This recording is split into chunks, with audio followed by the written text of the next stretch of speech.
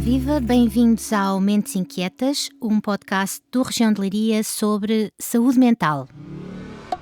Este programa tem o patrocínio de Beatriz Godinho Saúde, Centro Hospitalar de Leiria e Politécnico de Leiria.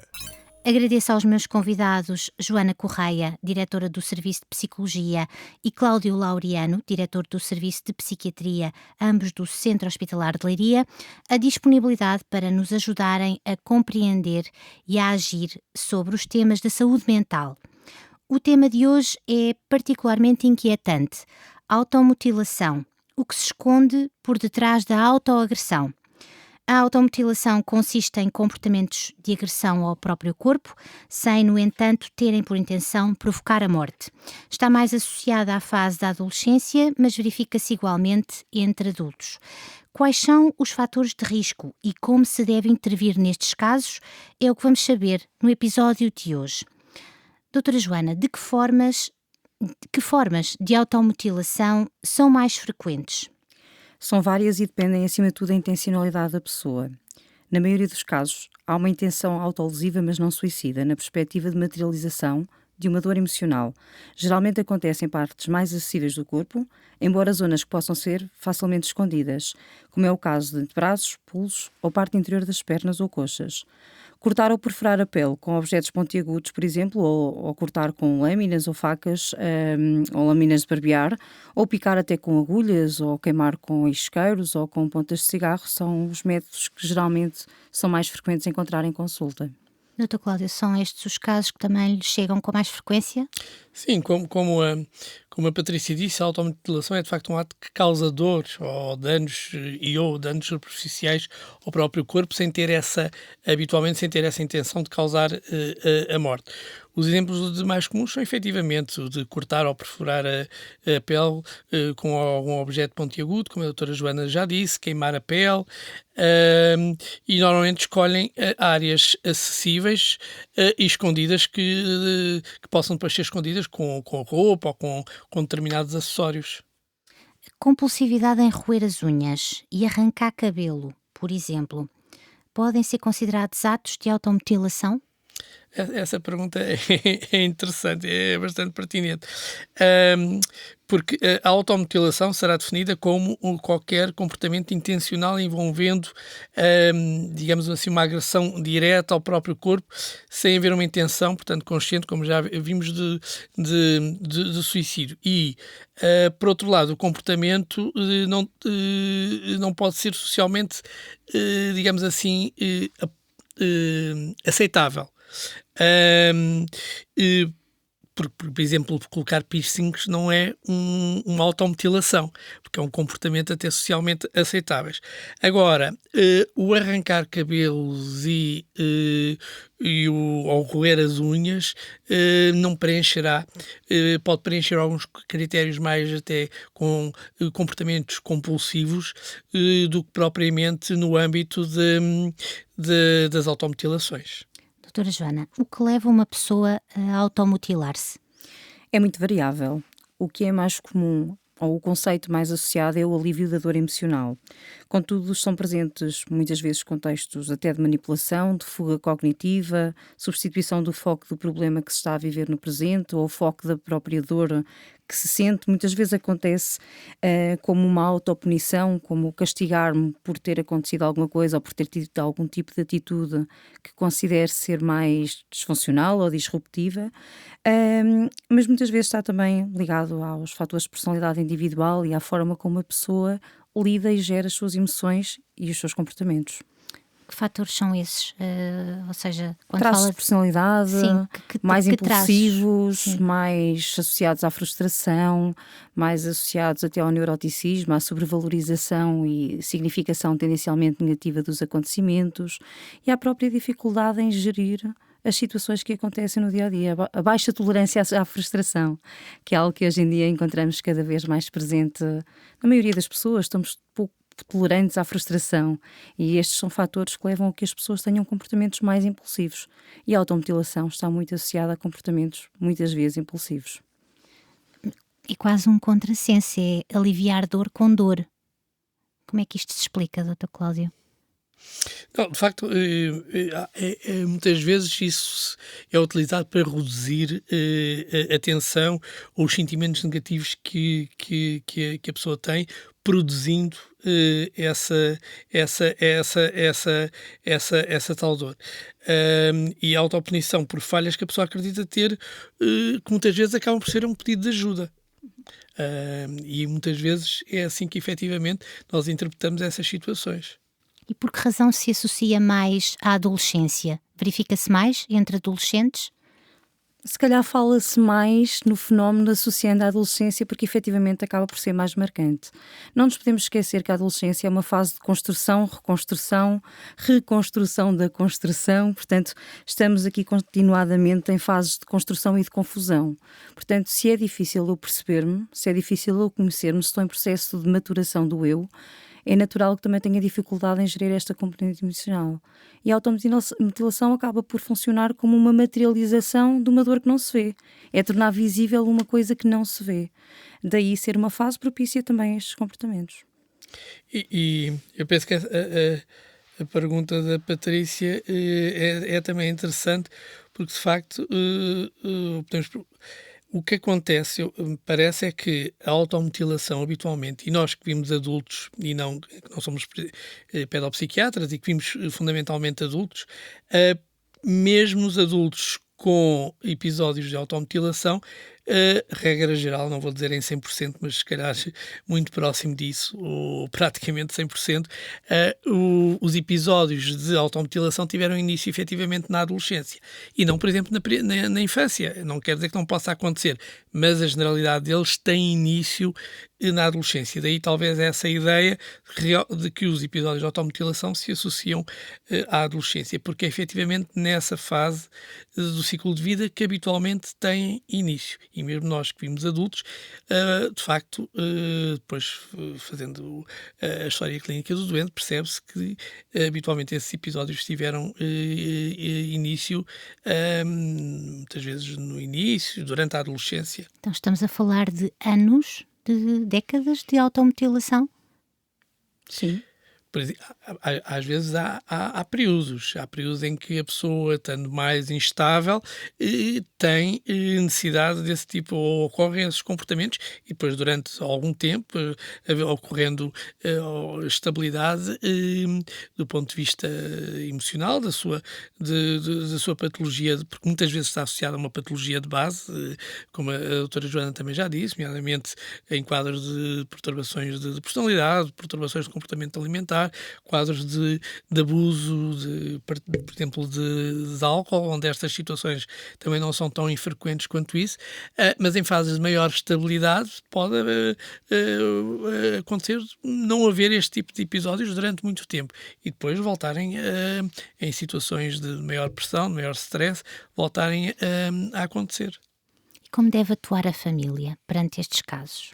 A família tem um papel muito informativo e formativo, portanto aqui se o jovem ou adolescente tiver espaço para poder falar de si e das suas questões, certamente terá também um espaço para poder falar do que o atormenta ou a atormenta de alguma forma e que faz com que estes comportamentos acabem por acontecer. Portanto, aqui o espaço de diálogo e o espaço de partilha na família é fundamental. Claro que nem sempre é suficiente, não é?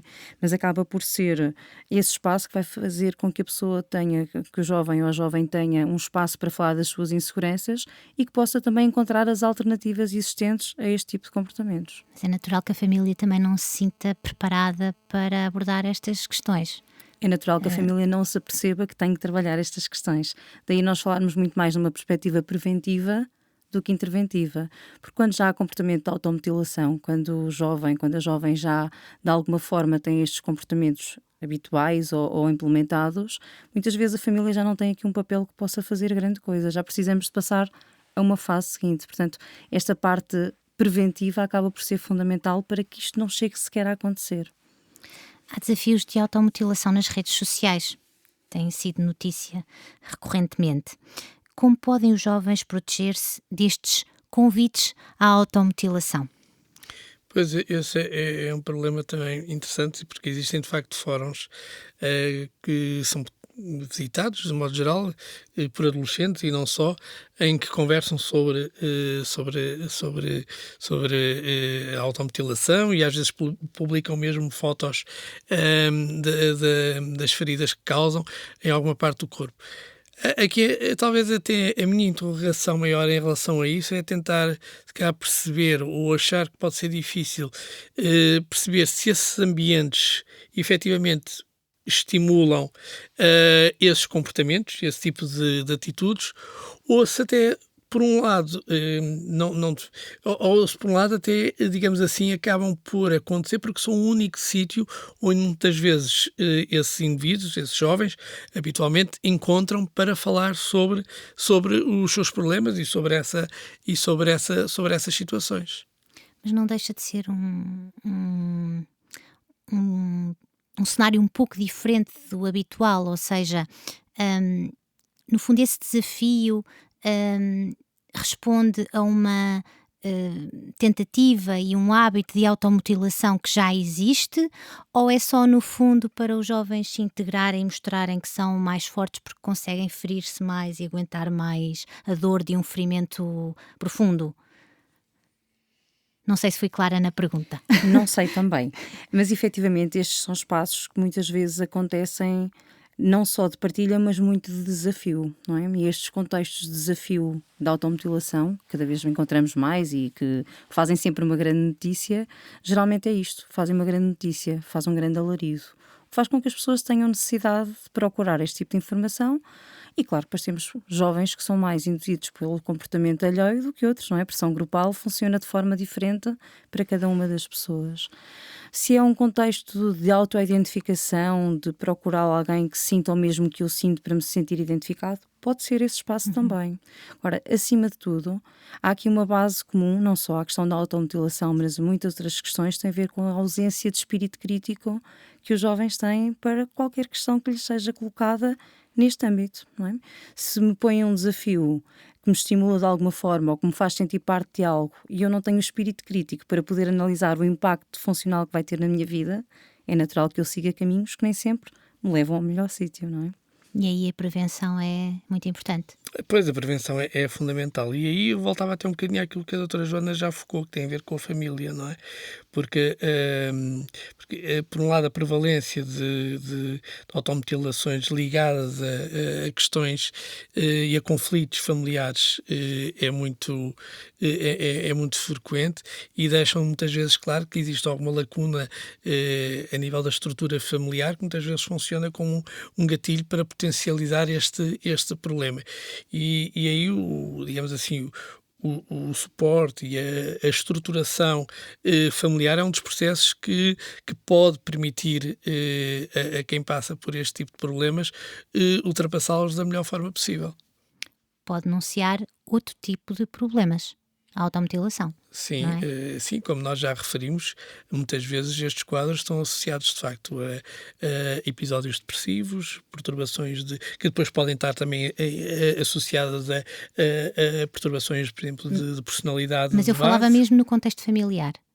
Abusos, Sim, pode estar associado consumo a de muitos... álcool, Uhum.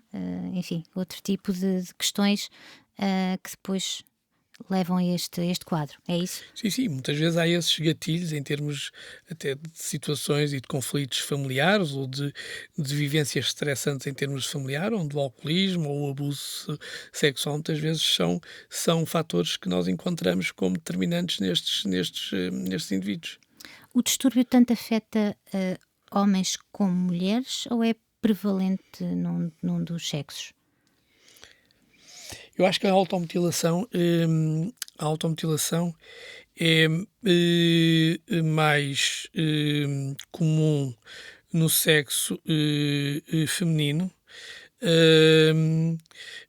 mas não tem, apesar de tudo, uma discrepância tão grande. Ou seja, os comportamentos suicidários ou parasuicidários são claramente mais frequentes no sexo feminino, embora depois muitas vezes as questões de letalidade dos métodos mais letais são mais frequentes nos homens, mas os comportamentos parasuicidários são mais frequentes, claramente mais frequentes no sexo feminino. Em relação à automutilação, a ideia que eu tenho é que não há uma predominância tão grande do sexo feminino em relação ao sexo masculino, embora continue a ser mais prevalente neste, mas não sei qual é. Sim, em termos estatísticos está muito associado a um fenómeno mais do feminino. De qualquer forma, em termos de consulta, cada vez mais acaba por ser um bocadinho irrelevante esta questão de género, porque tanto nos aparecem jovens do sexo feminino quanto do sexo masculino que acabam por apresentar este tipo de comportamentos.